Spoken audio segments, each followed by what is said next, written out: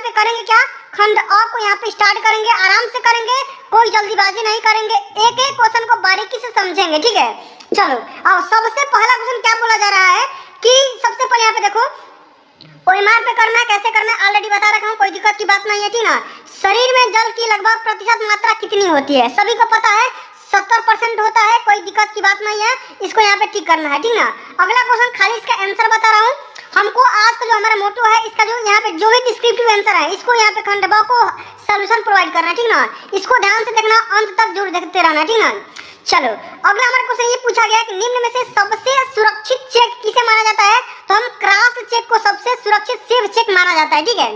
चलो अगला हमारा क्वेश्चन ये पूछा गया है कि मिल्टन क्लॉथ का जो कपड़ा होता है कैसा होता है, रोएदार, मोटा, रेशमी या सूती, तो ये होता है रेशमी टाइप का, कैसा होता है, रेशमी टाइप का, ठीक ना। इसको अभी आप देख लो, अभी हम यहाँ पे बताने वाले हैं डिस्क्रिप्टिव आंसर, ठीक ना।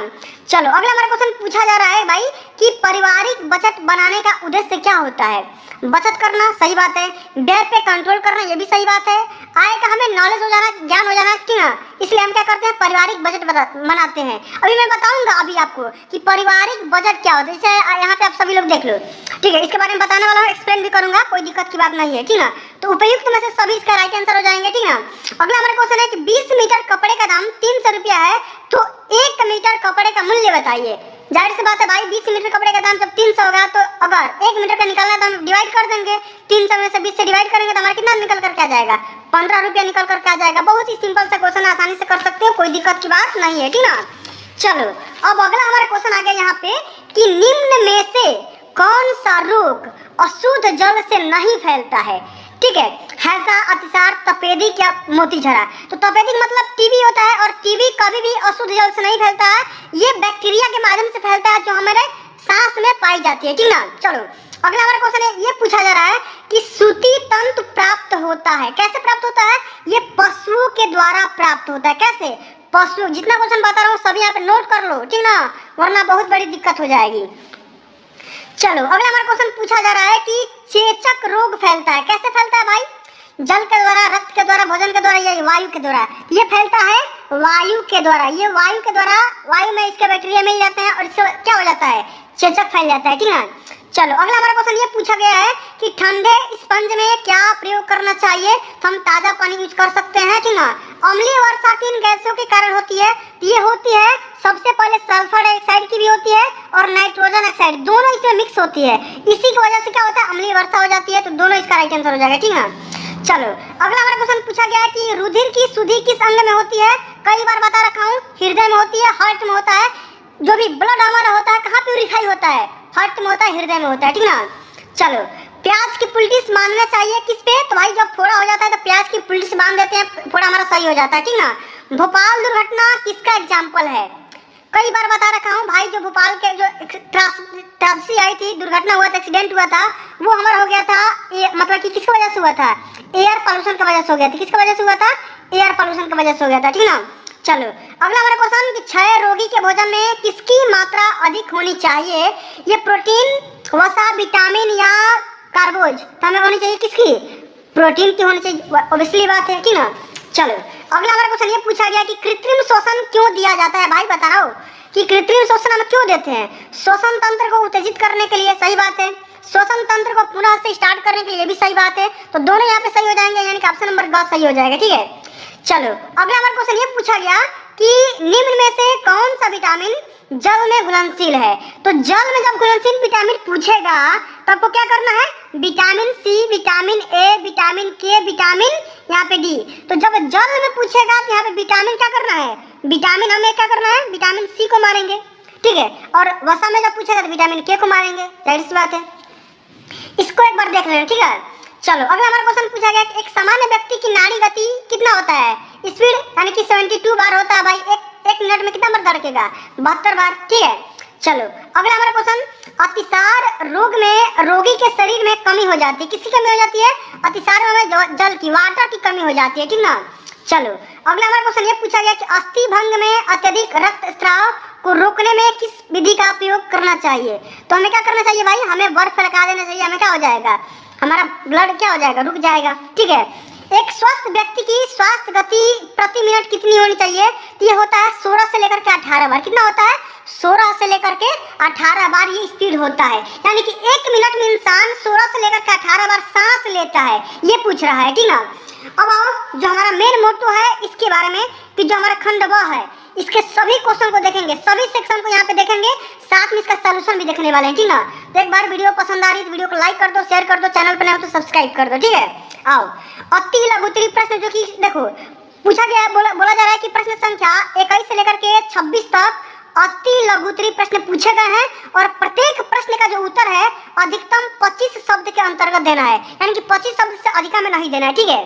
चलो अब हमारा क्वेश्चन है कि पारिवारिक बजट किसे कहते हैं। अब किसे कहते हैं यहाँ पे समझो। सबसे पहले यहाँ पे लिखेंगे खंड ब, अति लघु उत्तरीय प्रश्न है हमारा प्रश्नोत्तर संख्या 21। इसमें इसी तरीके से आपको लिखना है, तभी आप अच्छे से अच्छे अंक स्कोर कर पाओगे, ठीक है। आराम से लिखोगे तभी अच्छा नंबर मिलेगा, वरना दिक्कत होगा, ठीक है। अब पारिवारिक बजट क्या होता है भाई? तो पारिवारिक बजट पारिवारिक आय को व्यवस्थित रूप से व्यय करने का एक तरीका होता है। क्या होता है? एक तरीका होता है। इसके थ्रू हमारा क्या मिल जाता है? जिससे परिवार के सदस्यों के सुख व कल्याण में वृद्धि हो जाती है, ठीक। क्या हो जाती है? वृद्धि हो जाती है। सबसे पहले क्या होगा? सुख भी हो सकता है और कल्याण में क्या हो जाएगा? वृद्धि हो जाएगा। हमें पारिवारिक बजट इसलिए बनाना पड़ रहा है कि हम हमारे परिवार में कितना इनकम हो रहा है, कितना खर्चा हो रहा है, कितना हम सेविंग कर रहे हैं, इसलिए हम क्या करते हैं? एक बजट तैयार करते हैं। बजट हम किसी भी प्रकार का तैयार कर सकते हैं, डेली बजट भी तैयार कर सकते हैं, वीकली भी बजट तैयार कर सकते हैं और मंथली बजट भी तैयार कर सकते हैं, ईयरली बजट भी तैयार कर सकते हैं। तो बजट के कई प्रकार होते हैं, अभी मैं बताऊंगा, ठीक ना। जैसे जैसे क्वेश्चन आ रहे हैं वैसे वैसे मैं एक्सप्लेन करता जाऊंगा, ठीक है। चलो अगला हमारा क्वेश्चन ये पूछा गया है कि ओजोन परत का क्या महत्व है। ओजोन लेयर का हमें इंपॉर्टेंस बताना है कि भाई इसका परत का क्या महत्व होता है, ओजोन हमारे लिए क्यों उपयोगी है, इसके बारे में लिखना है, ठीक है। तो हम यहाँ पे हेडिंग लगाएंगे प्रश्नोत्तर संख्या 22 और यहाँ पे लिख देंगे ओजोन परत का महत्व, इंपॉर्टेंस ऑफ ओजोन लेयर, ठीक है। अब भाई ओजोन का सबसे पहले केमिकल फार्मूला होता है, याद रख लो, O3 होता है, यानी कि ऑक्सीजन किसमें 3 मॉलिक्यूल्स इसमें ऐड रहते हैं, इसी को हम क्या बोलते हैं? ओजोन परत बोलते हैं, ठीक है। ये हमें करता क्या है? ये हमें सूर्य से जो भी हमारी रेडिएशन आती है, ठीक है, किरणें आती है, जो हमें उस, अब जाहिर सी बात ये है कि सूर्य की किरणें में, सूर्य के रेडिएशन में अल्ट्रा वायलेट रेज प्रेजेंट होती है। क्या होती है? अल्ट्रा वायलेट जो रेज होती है वो कम से कम 93 से लेकर के 99% मात्रा में अवशोषित हो जाती है। क्यों? क्योंकि ये जो हमारा O3 है, ओजोन है, उसको क्या कर लेता है? ऑब्जर्व कर लेता है, मतलब कि अवशोषित कर लेता है, जो हमारे मतलब कि पृथ्वी पर आ नहीं पाता है। अगर देखो, अगर होगा क्या, अगर डायरेक्ट अगर सूर्य की किरण अगर पृथ्वी पर आ जाएगी तो हमारा जीवन नष्ट हो जाएगा, ठीक है। क्यों? क्योंकि अल्ट्रा वायलेट जो रेज होती है हमारे लिए बहुत ही खतरनाक रेज होती है, ठीक है। इसलिए ये हमारे ओजोन लेयर हमें मतलब कि हमारे लिए उपयोगी होता है। समझ गए कि नहीं बात? जब समझ में आ रहा है तो एक बार लाइक ठोक दो प्यार से, ठीक है। चलो अगला हमारा क्वेश्चन ये पूछा गया है प्यारे बच्चों कि कपड़ा काटने से पहले या कपड़ा काटने के पहले माप लेना क्यों जरूरी होता है, क्यों आवश्यक होता है, ठीक है। इसको ध्यान से समझो भाई। देखो मान लो कोई भी आप सिलाई कर रहे हो या सिलाई कर रही हो, कोई दिक्कत की बात नहीं है, लेकिन सिलाई करने से पहले, कपड़ा काटने से पहले हमें क्यों माप लेते हैं? क्यों लेते हैं भाई? कि जाहिर सी बात है, अगर हम साइज का नहीं करेंगे तो भाई उचित प्रकार का कपड़ा सिल नहीं पाएंगे, गलती हो जाएगा, मिस्टेक हो जाएगा।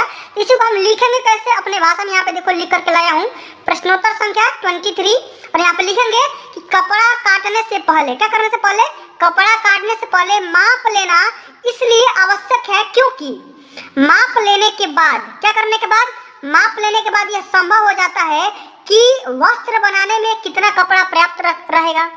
हम माप इसलिए लेते हैं कि भाई हमारे पास कपड़ा, कितना कपड़ा रहेगा कि हमारा काम हो जाएगा। ऐसा तो नहीं है कि हम कपड़ा अधिक खरीद ले, ऐसा तो नहीं है कि हमारा कपड़ा कम खरीद ले और कम खरीदेंगे अपने लिए तो फिर बेकार हो जाएगा, ठीक है। तो कपड़े के व्यर्थ जाने की संभावना भी समाप्त हो जाती है और ठीक माप लेने से वस्त्र उपयुक्त फिटिंग के बनते हैं, ठीक है। अगर आप ठीक माप का लोगे, मान लो अगर आपके शरीर में अगर 2 मीटर कपड़ा आ रहा है तो 2 मीटर का लोगे तो फिर अच्छा फिटिंग आएगा। अगर 1.5 मीटर ले लोगे तो फिर फिटिंग बेकार हो जाएगी। इसलिए हम क्या करते हैं?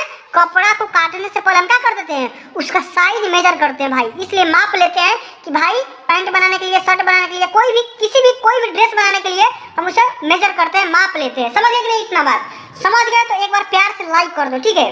चलो अब अगला हमारा क्वेश्चन यहाँ पे ये पूछा जा रहा है प्यारे बच्चों कि समझ सकते हो कि भोजन पकाने के उद्देश्य समझाइए। ठीक है कि भाई हम भोजन क्यों पकाते हैं, भोजन मतलब कि क्यों ऐसा नहीं खा जा रहे भोजन हम क्यों पका के खाते हैं, इसका मेन कहने का सेंस यहाँ पे ये है।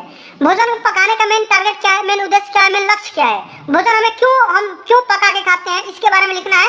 और एक बात ध्यान रखना है, 25 शब्द से नीचे ही लिखना है, ऊपर नहीं जाना है। ठीक है, इसको ध्यान में रखना है। आओ यहाँ पे लिखो प्रश्नोत्तर संख्या 24, यहाँ पे लिख दो, हेडिंग लगाओ बढ़िया से कि भोजन पकाने के उद्देश्य। अब कौन कौन से उद्देश्य हैं भाई, यहाँ पे लिख दो।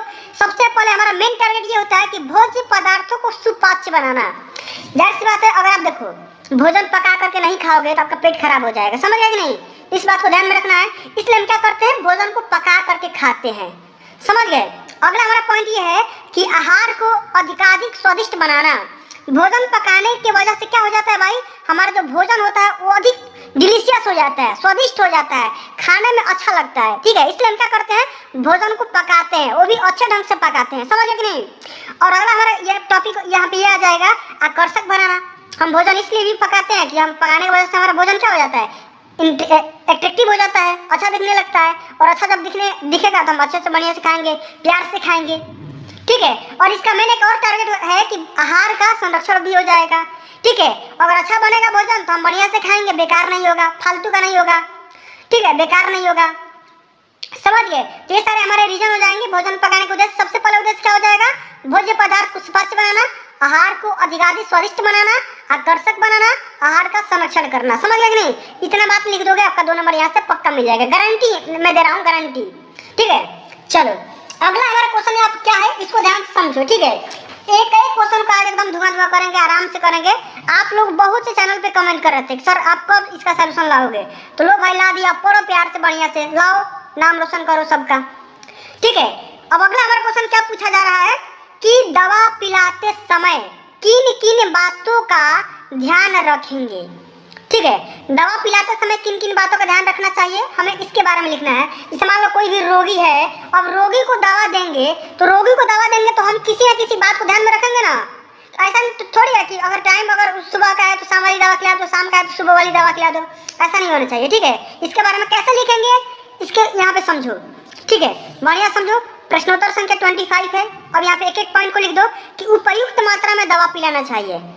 जितना डॉक्टर साहब बोले हैं उसी के हिसाब से हमें क्या करना है, दवा पिलाना है। ऐसा नहीं है कि अगर एक दवा खाना है तो आप 2 दवा खा लो, 2 खाना है तो 1 खा लो, फिर दिक्कत हो जाएगा। ठीक है, इसके हिसाब से एमजी के हिसाब से दवा खाओ। ठीक है, उपयुक्त मात्रा में, जितना मात्रा उसको लेना है दवा, जितना ढक्कन लेना है उतने के हिसाब से लेना है। ठीक है, समय का सही ध्यान देना चाहिए। समय पे अब बोला गया कि समय सुबह में खाना है, दोपहर में खाना है, रात को खाना है, इस बात को ध्यान में रखना है और उसका पालन करना है। ठीक है, वरना फिर खाने से कोई फायदा नहीं हो पाता है। ठीक है, अगला पॉइंट हम इसमें लिखेंगे कि खाने के बाद या खाने से पहले वाली दवा का ध्यान रखना चाहिए।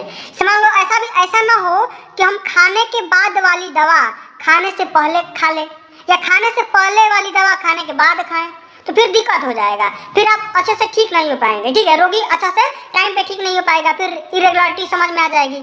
समझ आ रहा है कि नहीं। तो इस विषय में क्या करना है, दवा पिलाते समय इन 3 पॉइंट को ध्यान में रखना है, कम से कम इन 3 पॉइंट को ध्यान में रखना ही चाहिए। ठीक है, बाकी और भी पॉइंट लिख सकते हो, कोई दिक्कत की बात नहीं है। ठीक है, चलो अब अगला हमारा क्वेश्चन ये पूछा गया है कि तापमान लेते समय 2 सावधानियां को लिखें।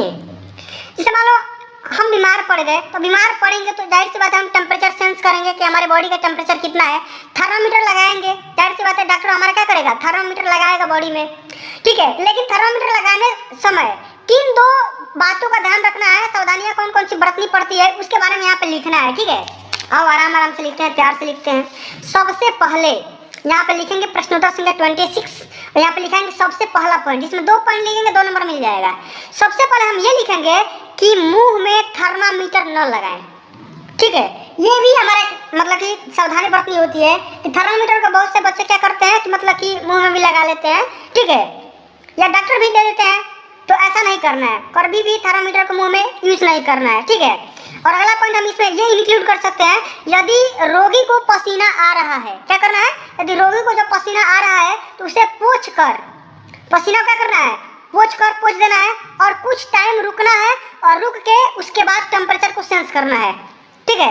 सबसे पहले फैन वगैरह चला करके मतलब पसीना को मतलब कि बढ़िया से सुखा देना है, तब उसके बाद ही क्या करना है, इस टेम्परेचर को सेंस करना है, तभी थर्मामीटर क्या यूज करना है। समझ पा रहे हैं कि नहीं?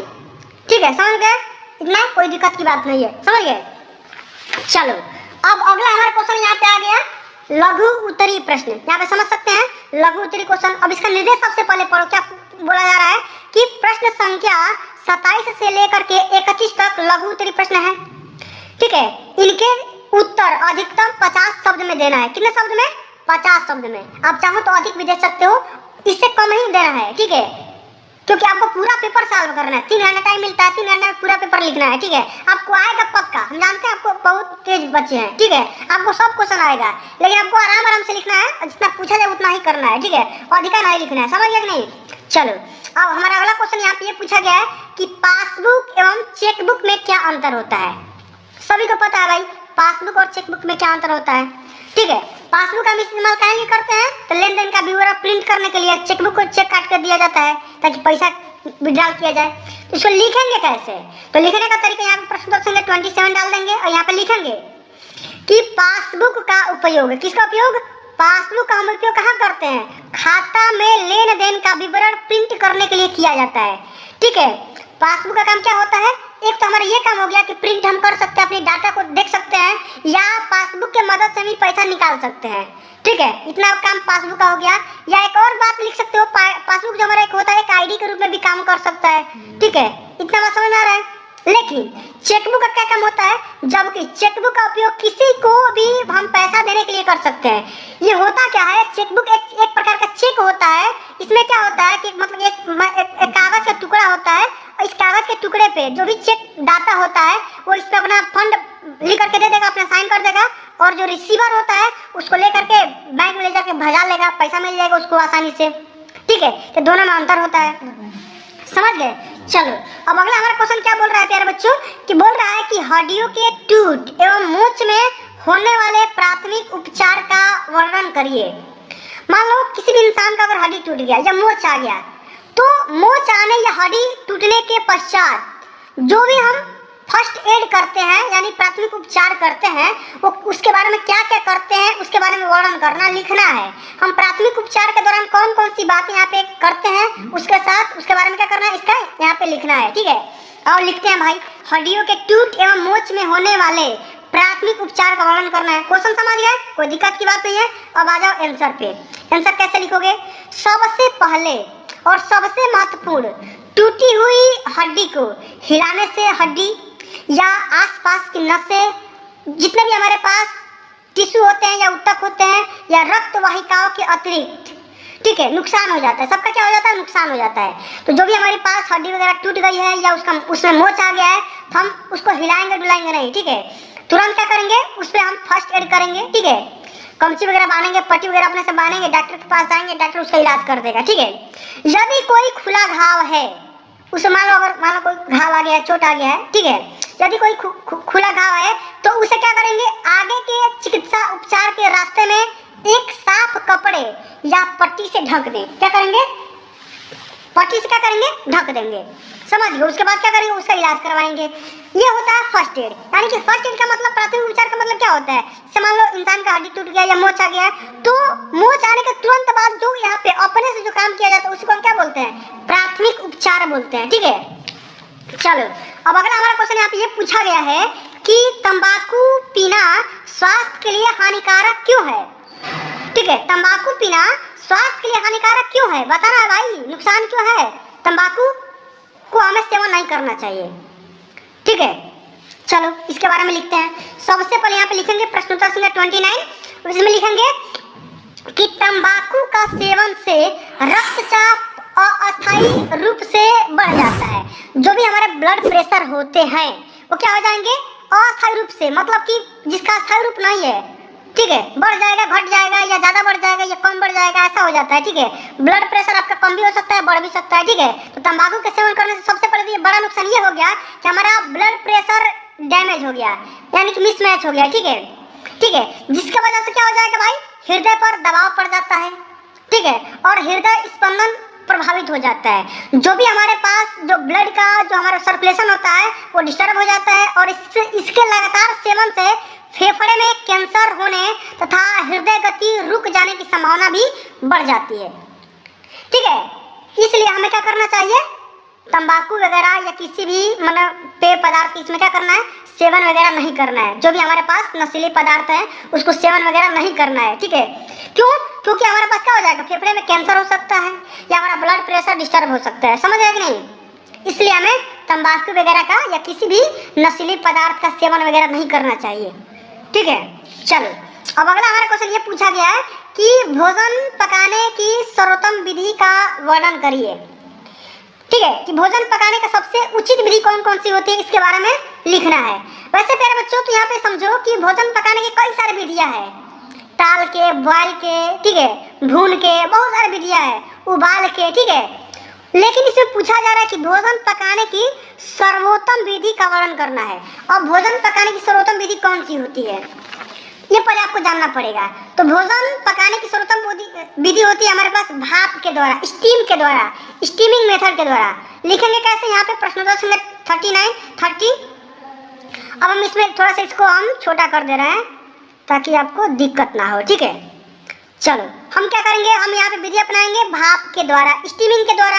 और इसमें करेंगे क्या, भाप द्वारा पकाना भोजन पकाने का, ठीक है, भाप द्वारा जो भी भोजन पकाते हैं, भोजन पकाने का सबसे उत्तम साधन माना गया है। ठीक है, सर्वोत्तम विधि मानी गई है। ठीक है, क्यों? क्योंकि भाप के द्वारा पकाया गया भोजन स्वादिष्ट एवं स्वास्थ्य के लिए लाभदायक होता है। जो भी हम स्टीमिंग करके भोजन पकाते हैं वो बहुत ही मोस्ट डिलीशियस होता है और हमारे हेल्थ के लिए बहुत ही यूजफुल होता है। मतलब कि कहने का सेंस क्या है, यहाँ पे लाभदायक होता है। ठीक है, इस विधि से भोजन के पौष्टिक तत्व भी नष्ट नहीं होते हैं और साथ में इस विधि में भोजन अधिक जल्दी पक जाता है, क्योंकि प्रेशर कुकर इत्यादि में भाप का दबाव जो होता है अधिक होता है। ठीक है, क्या बोलेंगे कि भाप के द्वारा भोजन जो हम पकाते हैं सबसे अच्छी साधन माना गया है। क्यों? क्योंकि भोजन के द्वारा, भाप के द्वारा पकाया गया भोजन स्वादिष्ट होता है। क्या होता है? स्वादिष्ट होता है और स्वास्थ्य के लिए लाभदायक भी होता है। इतना पॉइंट लिख देंगे। और इस विधि में भोजन का जो भी हमारे पौष्टिक तत्व होते हैं वो कभी भी नष्ट नहीं होते हैं। ऐसा नहीं है कि हम स्टीमिंग के द्वारा पकाएंगे तो इसके पौष्टिक तत्व जो भी इसके तत्व होते हैं बाहर निकल जाएंगे, ऐसा नहीं होता है। ठीक है, और इस विधि में भोजन अधिक जल्दी पक जाता है, ये भी हमारे पास एक फायदा हो गया। क्यों? क्योंकि प्रेशर कुकर में जो भी हमारा स्टीम होता है, प्रेशर होता है, वो क्या होता है, अधिक होता है, इसलिए हमारा भोजन जल्दी पक जाता है। इसलिए इसे सर्वोत्तम विधि माना गया है भोजन पकाने के लिए। समझ में आ रहा है कि नहीं? चलो अगला हमारा क्वेश्चन समझो, क्या पूछा गया है कि प्रतिरोधक क्षमता को समझाइए। प्रतिरोधक क्षमता मतलब क्या होता है, समझो। इम्यूनिटी सिस्टम, यानी कि जो भी मान लो अगर कोई भी इंसान बीमार पड़ने वाला है तो बीमार पड़ने से पहले उसके शरीर में जो भी मतलब कि वायरस होते हैं, ठीक है, या बैक्टीरिया होते हैं, आने से पहले हमारा जो शरीर होता है उन सभी को लड़ता है। जैसे मान लो विशेष प्रकार की कोशिकाएं हो जाती है या ऊतक हो जाते हैं या शरीर के जो भी हमारे पार्ट्स होते हैं उसको क्या करते हैं, मतलब कि दुश्मन की तरह अटैक करते हैं। भाई बताओ, ठीक ना, एकदम बढ़िया से क्या करते हैं, सेवा करते रहते हैं। जैसे यहाँ पे कैसे लिखोगे, इसको लिखने का तरीका कि प्रतिरोधक क्षमता से अभिप्राय किसी भी व्यवस्था, समुदाय या समाज द्वारा खतरे के बुरे प्रभावों का समायोजित एवं कुशलतापूर्वक अवशोषण करने, समायोजन करने तथा प्रतिरोध करने की क्षमता के साथ साथ आवश्यक बुनियादी ढांचे एवं कार्यों के लिए संरक्षण में हमें क्या करता, बचाता है। ये तो हो गया हमारा ये ओवरव्यू। ठीक है, लेकिन हम मेन हमारा ये लिखना है या ये करके लिखना है कि रोग प्रतिरोधक क्षमता विशेष कोशिकाओं या जो भी हमारे सेल्स होते हैं, ठीक है, या टिश्यूज होते हैं या शरीर के दूसरे पार्ट होते हैं, ठीक है, वो क्या है, एक प्रकार का नेटवर्क है। क्या है? एक प्रकार का नेटवर्क है जो क्या करते हैं, हमारे शरीर के नुकसान पहुंचाने वाले बैक्टीरिया और वायरस से हमें क्या करते हैं, बचा लेते हैं, सेव कर लेते हैं। समझ पा रहे कि नहीं? हम क्या करेंगे, सेविंग देंगे, यानी हमें प्रोटेक्ट करेंगे। ठीक है, इस बात को ध्यान में रखना है। चलो अब अगला हमारा क्वेश्चन यहाँ पे ये आ गया, दीर्घ उत्तरीय प्रश्न। अब ये भाई इसको तो 100 शब्द में लिखना है और इसमें 3 क्वेश्चन है। देखो 32, 33, 34 और कुल मिलाकर के 6 क्वेश्चन है। देखो अथवा वाला 2 क्वेश्चन, ये अथवा वाला 2 क्वेश्चन और ये देखो 5 क्वेश्चन है। ठीक है, तो सबको यहाँ पे समझना बहुत ही कंपलसरी है क्योंकि सभी आ सकते हैं और इसके लिए आप सभी को प्यारे बच्चों सबसे लॉन्ग आंसर टाइप क्वेश्चन होने वाला है। ठीक है, इसको ध्यान से समझना है। ठीक है, और एक एक पार्ट करना है। सबसे पहले यहाँ पे क्वेश्चन पूछा गया है कि भाई पारिवारिक बजट या पारिवारिक आय का क्या अर्थ है। आय मतलब इनकम, जो हमारा सोर्स होता है, स्रोत होता है। पारिवारिक आय का क्या अर्थ होता है, इसका डेफिनेशन मतलब लिखना है। और पारिवारिक आय का प्रकार कितने प्रकार का होता है, ठीक है। साथ में ये भी बताना है कि विभिन्न स्रोतों का वर्णन भी करना है। इसके जो भी सोर्स वगैरह होते हैं इसके बारे में इसका चर्चा करना है, वर्णन करना है, बहुत डिटेल में इसका फुल एक्सप्लेन करना है, ठीक है। कम से कम 100 शब्द में लिखना ही है, ठीक है। अब कैसे करना है इसको यहाँ पे समझो, बहुत ही most important, very very most important, पक्का 2023 के बोर्ड के पेपर में आने वाला है, ठीक है। इसको तैयार कर लो, ठीक है। चलो आओ भाई तैयार करते हैं। क्या पूछा गया है कि हमारा पारिवारिक आय क्या है, क्या अर्थ होता है, और पारिवारिक आय का प्रकार एवं विभिन्न स्रोतों का वर्णन करिए, ठीक है। देख सकते हैं सबसे पहले हम हेडिंग लगाएंगे पारिवारिक आय, इनकम। हमारा क्या होता है इनकम, तो पारिवारिक आय से तात्पर्य परिवार में सभी स्रोतों से आने वाली आय है, आय से है, ठीक है। जैसे मान लो कोई मान लो छोटा सा फैमिली है या बड़ा सा फैमिली है, तो उसमें कई सारे मेंबर होंगे जो इनकम के सोर्स होंगे, कमाते होंगे। कोई ऑफिस में काम करता होगा, कोई बिजनेस करता होगा, माने कोई पढ़ाता होगा, इस प्रकार का उसके कई सारे सोर्स होंगे, ठीक है। जो कि परिवार में एक टोटल माने क्या होगा, एक सोर्स मतलब कि एक आय बनता होगा, ठीक है। जैसे यहाँ पे परिवार के सदस्यों का वेतन, किराया, बैंक से प्राप्त होने वाले ब्याज या परिवार के सदस्यों के द्वारा अपने कौशल का प्रयोग करके की गई बचत, वो हमारा क्या हो गया, एक पारिवारिक आय हो गया, एक इनकम बन गया, इनकम जनरेट हो गया, उसी को हम बोलते हैं पारिवारिक आय। अब ये पारिवारिक आय प्यारे बच्चों, ये हमारे पास दो टाइप का हो सकता है, ठीक है। सबसे पहले पारिवारिक आय समझ में आ गया कि नहीं, कि किसी भी छोटे या बड़े फैमिली में जितने भी मेंबर हैं, ठीक है, जो हमारे इनकम के सोर्स हैं, स्रोत हैं, वो कहीं से भी पैसा ला रहे हैं अपने फैमिली के लिए, किराए पे या किराए से या बैंक से या कहीं से कमा करके, ठीक है, कहीं से भी ला रहे हैं, उसी को हम क्या बोलेंगे, पारिवारिक आय बोलेंगे। अब ये आय हमारा दो प्रकार का होगा मेजर तरीके से अगर हम बात करेंगे। सबसे पहला ये हमारा ये हो सकता है, एक हमारा हो सकता है प्रत्यक्ष आय। प्रत्यक्ष आय कहने का सेंस यहाँ पे ये है जो हमको आंखों से दिखाई दे। हमको अगर सैलरी मिल रही है तो हमको एकदम आंखों से महसूस हो, आंख से दिखाई दे कि भाई आज हमको सैलरी मिली है इतना, ये हमारा हो गया प्रत्यक्ष आय। लेकिन ऐसा भी इनकम होता है जो हमको दिखाई तो नहीं देता है लेकिन एक हमारा सोर्स है, समझ पा रहे कि नहीं, ठीक है। तो ये हमारे पास दो प्रकार का होता है, एक होता है प्रत्यक्ष आय, एक होता है अप्रत्यक्ष आय। अप्रत्यक्ष आय कहने के सेंस हमारा ये हो गया, जैसे मान लो आप बैंक में 5 लाख रुपया जमा कर दिए, ठीक है, बैंक में आप 5 लाख रुपया जमा कर दिए और उस 5 लाख का मान लो 5% या 10% ब्याज मिल रहा है, तो हर महीने आपको जो भी यहाँ पे ब्याज मिल रहा है उसको हम क्या बोलेंगे, उसको हम बोल देंगे अप्रत्यक्ष आय। ये वो भी तो एक इनकम का सोर्स है, जो हमारा व्यय है, हमारा जो इंटरेस्ट है वहां से मिल रहा है, समझ पा रहे कि नहीं बात को। तो प्रत्यक्ष है जो हमको सैलरी वगैरह या किसी भी किराए से मिल रहा है, या कोई भी हमारे पास हम बिजनेस कर रहे हैं, हमारे पास फायदा हो रहा है, या गाय भैंस का भी बिजनेस कर रहे हैं, कोई बात नहीं है, ठीक है। बिजनेस छोटा हो या बड़ा, अपना बिजनेस होता है, ठीक है। तो ये हमारा हो गया, एक हो गया प्रत्यक्ष आय, समझ में आ ही गया, और अप्रत्यक्ष आय ये भी समझ में आ गया, ठीक है। अप्रत्यक्ष आय हमको दिखाई नहीं देगा लेकिन हमको मतलब मिलेगा, ठीक है। चलो अब ये हमारा क्वेश्चन ये पूछा गया भाई, इसी में हमारा बोला गया है कि विभिन्न इसके सोर्स के बारे में, स्रोतों का वर्णन करना है। इसे कौन कौन से सोर्स हो सकते हैं इसके बारे में लिखना है। तो पारिवारिक आय विभिन्न स्रोतों से प्राप्त हो सकती है, जैसे हमारा हो सकता है नौकरी से प्राप्त होने वाला वेतन, मकान या दुकान से किराया, या अंशकालीन कक्षाएं चलाना। जैसे मान लो आपके पास टाइम है तो आप ट्यूशन पढ़ा सकते हो, कोचिंग पढ़ा सकते हो, या यूट्यूब पे कोई वीडियो अपलोड कर सकते हो, या किसी को मतलब अपना संस्था खोल सकते हो, या स्कूल वगैरह चला सकते हो, वहां से जो भी पैसा कमा रहे हो, ये एक सोर्स ही तो है इनकम का, ठीक है। आप आसानी से बना करके बातें लिख सकते हैं। या बैंकों से प्राप्त होने वाला जो हमारा ब्याज होता है, ये भी क्या हमारा क्या हो गया, ये विभिन्न प्रकार का सोर्स हो गया।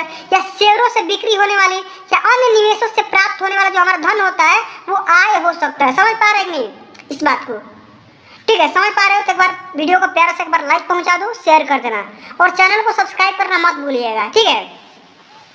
चलो अगला हमारा ये क्वेश्चन पूछा है कि भाई गृह गणित क्या है, ठीक है। इसमें से दोनों को एक ही करना है, मैं समझा दे रहा हूँ। गृह गणित क्या है, इसके महत्व को सविस्तार समझाइए। गृह गणित मतलब होम मैथ। ऐसा देखो, इसका मतलब ये होता है कि जो भी महिलाएं होती है या जो भी वेटर्स होते हैं, जो बड़े बड़े होटल में काम करते हैं, उनको डाटा मतलब कि फाइंड आउट करने के लिए, डाटा कैलकुलेट करने के लिए उनको इस बेसिक मैथ की आवश्यकता पड़ती है। समझ पा रहे नहीं, कि कितना राशन आया, कितना गया, कितना खर्च हुआ, कितना क्या हुआ, कितना सेविंग हुआ, कितना खर्च हुआ, कितना बे हो, कितना आ रहा है, कितना जा रहा है, कितने आदमी खाए, कितना आदमी नहीं खाए। मतलब कहने का सेंस आप ये हो, यहाँ पे एक कैलकुलेशन छोटा मोटा हो जा रहा है। तो इस छोटे मोटे कैलकुलेशन को सॉल्व करने के लिए हमारे पास इस होम मैथ का यहाँ पे आवश्यकता पड़ जाती है। उसी को हम बोलते हैं गृह गणित। क्या बोलते हैं? उसको हम बोलते हैं गृह गणित। ठीक है, अब इसकी इंपॉर्टेंस के बारे में लिखना है। हम कहाँ कहाँ कर सकते हैं? होटल में कर सकते हैं, घर पे कर सकते हैं, स्कूल में कर सकते हैं, बाजार में कर सकते हैं, जहाँ मन करे अपने बिजनेस वगैरह में इसका इस्तेमाल कर सकते हैं। समझ पा रहे नहीं? बना करके पूरा बढ़िया से लिख दोगे, नंबर पक्का मिल जाएगा। ठीक है, अब आओ अगला हमारा क्वेश्चन ये पूछा गया है कि घर में सिलाई करने से गृहिणी को क्या लाभ होता है? एक गृहिणी के लिए इसका ज्ञान होना क्यों आवश्यक है? ठीक है, मान लो घर में कोई भी लेडीज है, ठीक है, वो सिलाई कर रही है, तो सिलाई उसके करने से कौन कौन से लाभ हो सकते हैं, सबसे पहले इसके बारे में लिखना है। और एक गृहिणी के लिए इसका ज्ञान होना क्यों जरूरी है, क्यों आवश्यक है, क्यों कंपलसरी है। ठीक है, इसके नीड को समझाना है। ठीक है, आराम से समझते हैं, बहुत ही बढ़िया क्वेश्चन है। एक बार समझा दूंगा, समझ में आ जाएगा। ठीक ना, बना करके भी लिख सकते हो। ऐसा नहीं है कि जितना मैं बता रहा हूँ वही आपको याद करना है, रटना नहीं है। आपको खाली क्वेश्चन को समझना है, समझ लोगे आप आराम से बना करके लिख सकते हो। ठीक है, चलो हमारे सबसे पहला यही क्वेश्चन है कि घर में सिलाई करने से गृहिणी को क्या लाभ होता है। तो कौन कौन से लाभ होते हैं इसके बारे में सबसे पहले समझो कि घर में सिलाई करने से निम्नलिखित लाभ हो सकते हैं। कौन कौन से लाभ हो सकते हैं भाई? सबसे पहले तो हमारा ये लाभ हो सकता है कि हम धन की बचत कर सकते हैं। क्या कर सकते हैं? हम धन को सेव कर सकते हैं। जैसे मान लो हमें कपड़ा सिलवाना है और हमारे घर में हमारी मम्मी है चाहे हमारी दीदिया है, वो कपड़ा सिलना जानती है, तो हम क्यों भाई बाहर जाएं? हमारा सिलाई का जो हमारा पैसा इन्वेस्ट होगा वो हम अपने घर में ही बचत कर सकते हैं। ये हमारा बात हो गया। इसको आप हेडिंग भी बना करके इसमें 2 लाइन लिख सकते हो। ठीक है, अगला हमारा फायदा हो सकता है कि उत्तम सिलाई, हमारा मतलब एकदम बेटर क्वालिटी का सिलाई मिल सकता है, तगड़ा सिलाई मिल सकता है और धागों का हम प्रयोग कर सकते हैं। ठीक है, कहने के सेंस हमारा ये है कि जो भी हमारे दर्जी वगैरह हैं बहुत ही डुप्लीकेट सिलाई करते हैं। ऐसा भी होता है कि आपने कपड़ा सिलवा करके लाया, 1 महीने 2 महीने के अंदर फट गया। ठीक है, धागों का मतलब कि कमजोर धागे का इस्तेमाल कर देते हैं, लोकल धागे का इस्तेमाल कर देते हैं। तो इससे भी बच सकते हैं आप। इससे ही आपका फायदा हो सकता है कि A1 क्वालिटी का आपका सिलाई हो जाएगा और A1 क्वालिटी का आपके उसमें धागे लग सकते हैं। ठीक है, उसके बाद रुचि के अनुसार वस्तु का निर्माण कर सकते हैं। जैसा आपका मन कर रहा है, जैसे आपके डिजाइन बनाने का मन कर रहा है वैसा आप डिजाइन बना सकते हैं। ठीक है, वैसा आप कढ़ाई कर सकते हैं, कलाई कर सकते हैं। समझ पा रहे कि नहीं? उस प्रकार के वस्तु का निर्माण कर सकते हैं। समझ पा रहे? ये हमारा क्या हो गया? बेनिफिट हो गया। हमारा अगला बेनिफिट ये भी हो सकता है कि बच्चे हम कपड़े के यूटिलाइज कर सकते हैं। जो भी हमारे पास फटे पुराने कपड़े हैं या जो भी हमारे उसमें से कपड़ा बच रहा है उसमें रुमाल का या अन्य कपड़े में हम उसमें ऐड कर सकते हैं, पकड़ वगैरह में लगा सकते हैं। ठीक है, इससे हमारा क्या हो गया? एक बेनिफिट हो गया। तो बचे हुए कपड़े का हम पुनः से यूटिलाइज कर सकते हैं, पुनः यूज कर सकते हैं। ठीक है, या पुराने कपड़े का हम पुनः से प्रयोग कर सकते हैं। जो भी हमारे पास पुराने कपड़े हैं उसको हम यूज कर सकते हैं। ये तो हमारे पास हो गया बेनिफिट्स, हमारे पास लाभ हो गया। किसका लाभ कौन कौन से होते हैं? अब हमारा अगला क्वेश्चन ये पूछा गया है कि एक गृहिणी के लिए इसका ज्ञान होना क्यों आवश्यक है। तो भाई किसी भी माँ बहन के लिए इसका हमें मतलब इसका ज्ञान इसलिए होना आवश्यक है। क्यों? अगर ज्ञान हो जाता है तो हम सबसे पहले तो हम धन की बचत कर सकते हैं। समय जो हमारा बेकार का जाता है घर में, जो भी हम बकवास की बातें करते रहते हैं, सोते रहते हैं दिन में, उसका हम यूटिलाइज कर सकते हैं। ठीक है, अपने काम में मतलब कि मगन रह सकते हैं, लीन रह सकते हैं, अपने समय की भी यूटिलाइज कर सकते हैं, बोरिंग फील नहीं कर सकते हैं, अपना काम स्वयं कर सकते हैं। समझ पा रहे नहीं है? इतना सारा हमारे पास मतलब कि लाभ हो सकता है। ठीक है, चलो अब अगला हमारा क्वेश्चन यहाँ पे है अथवा करके है कि नाप लेने की विधिया का सविस्तार वर्णन करिए। कि नाप लेते समय किसी भी ड्रेस का, किसी भी कपड़े का नाप लेना की कौन कौन सी विधिया होती है इसके बारे में हमें लिखना है। ठीक है, तो या तो ये करो या तो ये करो, दोनों में से किसी एक को करना है। ठीक है, ये तो मैंने बता ही दिया, इसको कर लेना। ठीक है, चलो अगला हमारा क्वेश्चन यहाँ पे ये आ गया कि रोगी का आहार तैयार करते समय किन किन बातों का ध्यान देना आवश्यक होता है, विस्तार पूर्वक वर्णन करिए। रोगी का आहार तैयार करते समय, मान लो कोई भी रोगी है, ठीक है, उसका जब भोजन बनाएंगे तो कौन कौन बात का ध्यान रखेंगे। सबसे पहले इसके बारे में लिखना है, विस्तार से इसके बारे में समझाना है। ठीक है, 100 शब्द में। ठीक है, आओ समझते हैं भाई। रोगी का आहार तैयार करते समय निम्नलिखित बातों का ध्यान देना अति आवश्यक होता है। ठीक है, वरना रोगी में दिक्कत हो सकता है। ठीक है, सबसे पहली बात लिख देंगे और यहाँ पे लगाएंगे हेडिंग, 1 नंबर पॉइंट वाइज लिखेंगे। सबसे पहला पॉइंट हम ये लिखेंगे कि भोजन सफाई से स्टील या कलई के बर्तनों में बनाया जाना चाहिए। क्या करेंगे? भोजन सफाई से बनाएंगे, स्टील का बर्तन यूज कर सकते हैं या कलई किया हुआ कोई भी बर्तन इस्तेमाल कर सकते हैं जो हमें साफ दिखाई दे। ठीक है, समझ पा रहे कि नहीं? और अच्छा भोजन बनाने की कोशिश करेंगे। ठीक है, चलो अगला हमारा पॉइंट इसमें ये लिखेंगे कि भोजन इस प्रकार तैयार होना चाहिए कि उसके पौष्टिक तत्व, और पौष्टिक तत्व कौन कौन से हो सकते हैं बताओ तो एक बार। जैसे हमारा हो सकता है प्रोटीन हो सकता है, खनिज लवण हो सकता है, विटामिन हो सकता है या अन्य तरह तरह के तत्व हो सकते हैं। ठीक है, तो भोजन इस प्रकार तैयार करना चाहिए कि उसके जो भी पौष्टिक तत्व हैं वो नष्ट ना हो। जैसे मैंने बताया कि आप भोजन को भाप के द्वारा, स्टीमिंग के द्वारा बना सकते हैं। ठीक है, तो स्टीम करके बनाओगे तो भोजन के जो भी पौष्टिक तत्व हैं वो बाहर नहीं निकलते हैं। ठीक है, जो भी हमारा प्रोटीन, खनिज लवण, विटामिन वगैरह होते हैं उसी में रहते हैं, खाते हैं आराम से। ठीक है, हमें एनर्जी मिलती रहती है। अगला पॉइंट हम ये लिखेंगे कि भोजन डॉक्टर के निर्देशानुसार तैयार होना चाहिए। जो भी डॉक्टर का सलाह है किस भोजन का सेवन करना है उसी के हिसाब से आपका भोजन तैयार होना चाहिए। ठीक है, और उन्हीं का सेवन करना चाहिए। समझ पा रहे कि नहीं? ठीक है, और अगला हमारा पॉइंट ये है कि रोगी के भोजन में चटपटे मसाले कम देना चाहिए। ठीक है, भोजन जैसे मान लो रोगी का भोजन बना रहे हैं तो ऐसा नहीं कि ज़्यादा मसाला डाल दो या ज़्यादा मिर्चा डाल दो या ज़्यादा नमक डाल दो या ज़्यादा तेल डाल दो। ठीक है, तो इस प्रकार का चीज़ हमें इस्तेमाल नहीं करना है, वरना बहुत बड़ा दिक्कत हो सकता है। ठीक है, तो तेल का, मसाले का या नमक का या जो भी हमारे पास चटपटे मसाले हैं उसे कंट्रोल में हमें यूज करना है, कम से कम इस्तेमाल करना है। समझ पा रहे नहीं?